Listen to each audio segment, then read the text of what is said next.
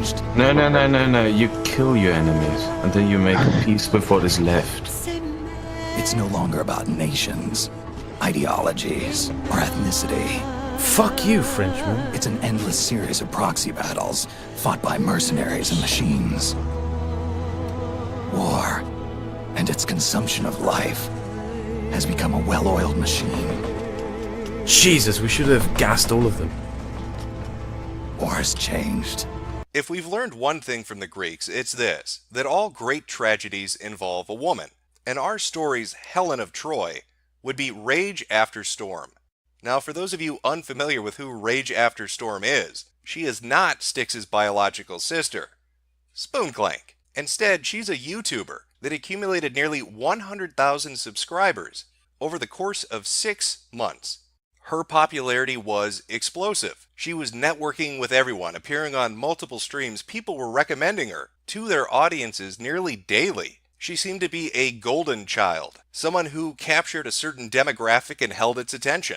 That is until she decided to talk about a subject which is apparently forbidden, or as Trout in Tears would say, verboten. So, after many of you have speculated about my stance on race, especially my recent one, I've decided to make a video about it. Because heck, I love talking about things that will probably get me kicked off YouTube and every other social media website. Now this video, and the reaction to it, would be the impetus, the genesis, for an autism festival, which would take place over the course of 4 fucking months, dragging its ass across nearly every aspect of social media, from YouTube to Twitter, from Facebook to 4chan. And it would include an entire cast of characters from multiple groups on the internet. But the driving force behind it, the protagonist of this tragedy, would be one individual by the name of Trout. And as you'll see, as these videos unfold, is a story that is of vengeance, of wrath and anger, of hubris, total fucking warfare. The sort of battle online that only a high-class, exceptional individual would ever engage in willingly, that would end up costing Trout nearly everything he had, to the point of where he had to leave the internet out of shame. And yes, like all great Greek tragedies, we even have mythological creatures. Granted, they're not chimera, but there are a few pregnant trouts here and there. Now, with this particular video, I want to put forward a theory on why Trout began a destructive cycle that drove him off the internet. And it all begins with Rage After Storm. Keep this in mind, because it's going to be very relevant indeed. Now, what I'd like to do is establish a timeline and the reactions which occurred within that timeline. Rage's video, Race is Real, went up on June 24th. 4 days later, on Adam Worski's podcast number 55 on June 28th, Trout and T, among others, discussed their reaction to the video. Welcome back to another Worski Live. I'm here with Chris Worski, what's up? and we have a full house today. We got Trout and T, some black guy, Kasara, and Jeff Holiday. What's going on, everyone? Now, there are many golden moments that take place within this particular chat. Many of the guests take umbrage with what they see as dog whistling that Rage is signaling to real racists, to the neo-Nazis out there with this video that she is one of them. They don't like the sources which are discussed. It just looks like she's just repeating what the Daily Stormer article says. She just read the article, said, okay, this sounds right. Apparently didn't put any effort into questioning any of it, and then said, okay, this is how it is. Fair enough. Maybe the Daily Stormer wasn't the way to go. Maybe she should have looked for information from other sources, like, say, a documentary. 按说是你们受欧洲国家管理这么长时间，应该是学到了很多先进的管理经验。哪有多少时间？没多少时间了。我们炒那个要那个国经济啊，很炒。现在是50年了，这几50年那个。就是50年以前，你不是受他们西方这个管理？是啊，那个先进的影响，那个代代往传下来，越传越文明越发达了，怎么越来越倒退，越落后了？你看这么先进的铁路，我1930几年就有电气化铁路，我这是中国啥时候才有电气化铁路的？你看矿区那个铁路，电气化的双轨铁路，因为架得多好。你看现在顶上那个什么，哎呀，千疮百孔啊，破烂不堪了。把原有留下的东西根本都没有更加的爱护保护去利用它，反而都遭到了毁灭性的重创，都成成这样子的了。Oh, that's a bit harsh. Race realism is actually really fucking pervasive. Stefan Molyneux fucking talks about this shit all the time, and he talks out of his fucking ass. I made 2 videos about race realism. These people fucking followed me for 6 months, making sock accounts just so they can get around me muting them, being like, "Why aren't you debating this?" There's no fucking debate. You To be honest, retards. Those goddamn neo-Nazis and their fucking frog alt accounts. Thank God you didn't do anything to fucking encourage that. Thank God you didn't take their symbol and co-opt it into some E-Bombs world tier shit, huh, Jeff? The whole point of Kekistan is taking back Pepe from you douche nozzles trying to, like, meme your way into some sort of interesting political position. Nobody cares. Nobody cares about you. Nobody ever fucking cared about you. You're cringy as fuck. The whole meme is just to take the piss out of you. Maybe you shouldn't be shooting shots across the bow if you don't want fire fucking returned. But nonetheless, on the stream, multiple things are brought up. They don't like her sources, they think it's dog whistling, they don't like her approach to the subject, and there's some definite hostility towards the alt-right, towards race realists, towards white nationalists, or anybody that really sees the issue differently than they perhaps see it. But the shit show proper didn't happen until the very next day, on June 29th, when Trout and T tweeted this out, at Kipper Central. You might want to look into the views of one of your contributors, Rage After Storm. And almost immediately, the reaction is, seriously? Now, Rage had written for Kipper Central, which is a UKIP account. And here Trout is, one day after discussing and mocking her video, writing to them to say that you need to look into your contributor, Rage After Storm. The reaction was not friendly, if you can put it that way. But there's another more interesting reaction that followed fairly quickly afterwards. This was at 9:31 a.m. on June 29th. At 12:05 p.m. on June 29th, a few hours later from when Trout had messaged them, Kipper Central responds, "We can confirm we are looking into one of our writer's recent videos. No further comment will be made until we have reviewed the video."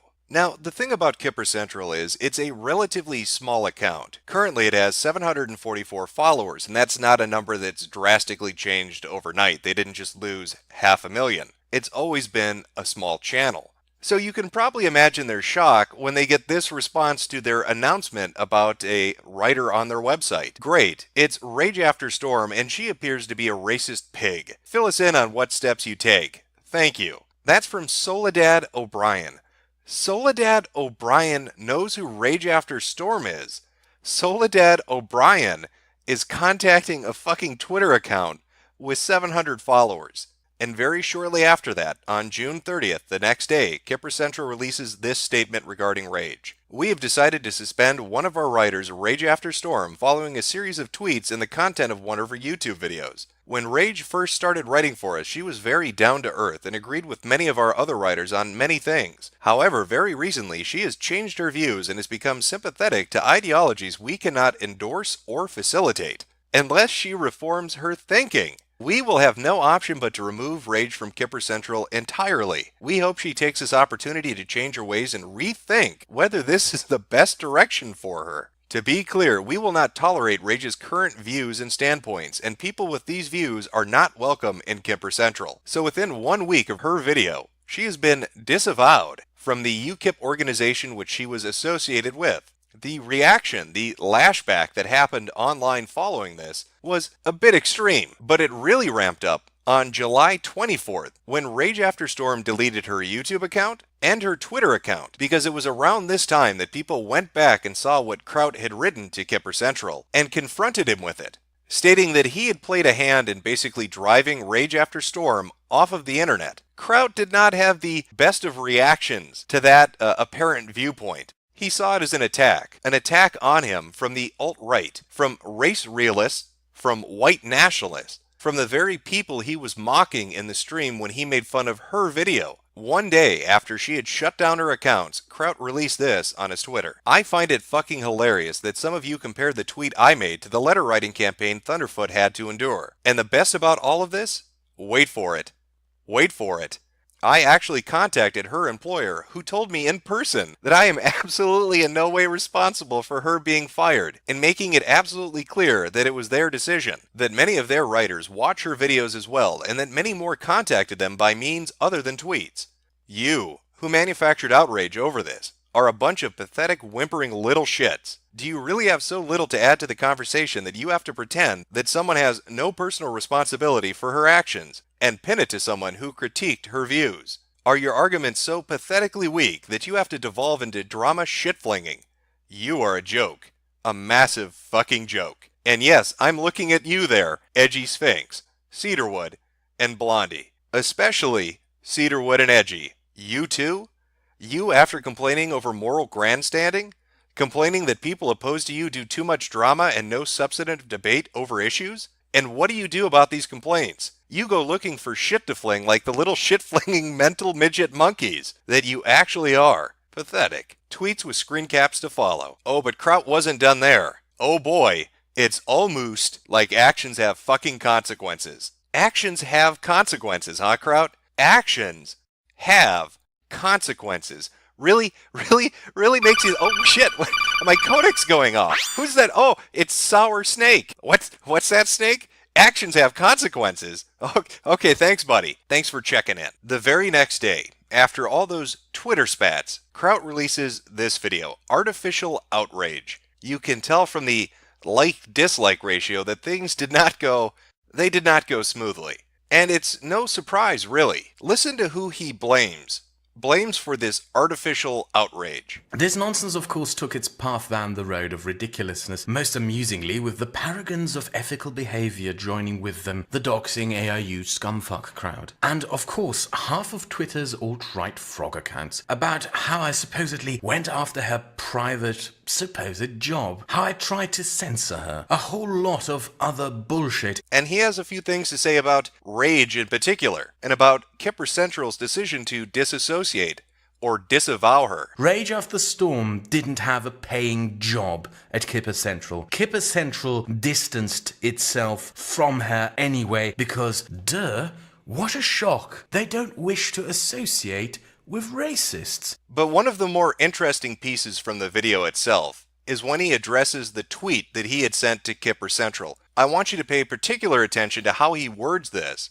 and to the tweets that he shows while he's talking. I tweeted at that UKIP blog's Twitter handle to maybe take a closer look into the views of their contributor Rage After Storm. And what happened after that? Well, 20 minutes after I made that tweet, I started thinking that it was childish and stupid and proceeded to delete that tweet and make two statements on Twitter that I had gone too far with this, and that it was childish, and that I had consequently deleted that tweet. It was childish and stupid, and he deleted it out of shame. And the tweet he's highlighting says, you were attempting to de-platform someone because you disagreed with them. And his response was, acknowledging it. I know that's what I was attempting to do.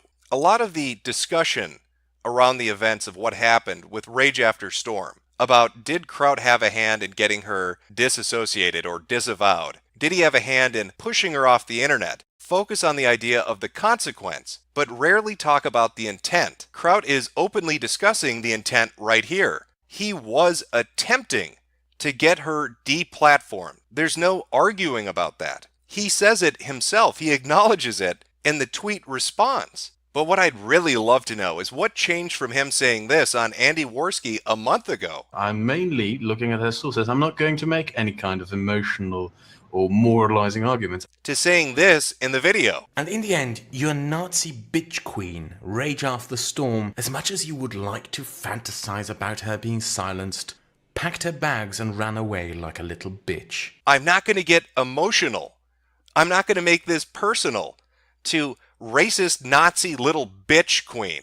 It seems like you might have gotten a little emotional. And that's really the crux of it all, isn't it? Getting emotional, becoming invested, getting angry and wanting revenge. Revenge against who? Well, revenge against those goddamn people that were disliking that video, that were tweeting at him, that were commenting about his actions and his viewpoints. Those fucking alt-righters, those race realists, just like their little Nazi bitch queen, Rage After Storm. They need to be taken down a peg. They need to be taught a fucking lesson. And who better to do it than Trout and his posse of intellectuals? I'm talking high-tier academics, YouTube scientists. Most well-known and credentialed scientists of this YouTube community. And so you can see how this one video by this one content creator can gain momentum, can snowball out of control, and motivate Trout through all of the different ripple effects around it to set on a path of his own self-destruction.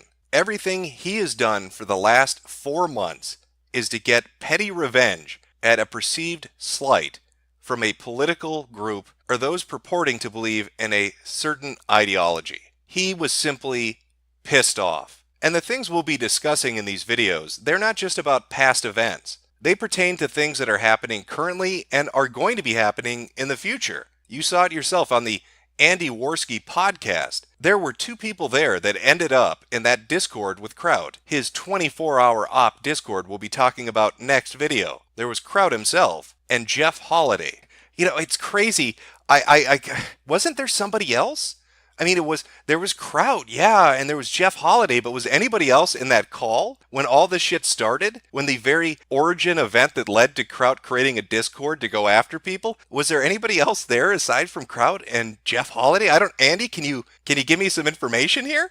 So we just finished Worski Live number 55. Trout was there, Chris, Jeff, Kasara, some black guy, Dave Cullen, and Based Mama swung by at the end. Based Mama, of course. Based Mama from the Discord with Trout and Jeff Holiday and all the other people running 24-hour ops. Based Mama, who's running an event called Kilroy. Kilroy, an event that basically disinvited people that have right-wing beliefs. You know, all those identitarians, those icky alt-righters, those people that don't align politically with what she likes. Like, here's my idea. Okay, if you want to be like race separatists, how about all you guys who don't want to do that, you just stay in your own areas and fuck off the rest of us alone. How weird and coincidental that she would be there at the birthing of Trout's vendetta, and then also in the Discord, and then also making decisions about Kilroy, which somehow shit on people that are right-wing. That really makes me think.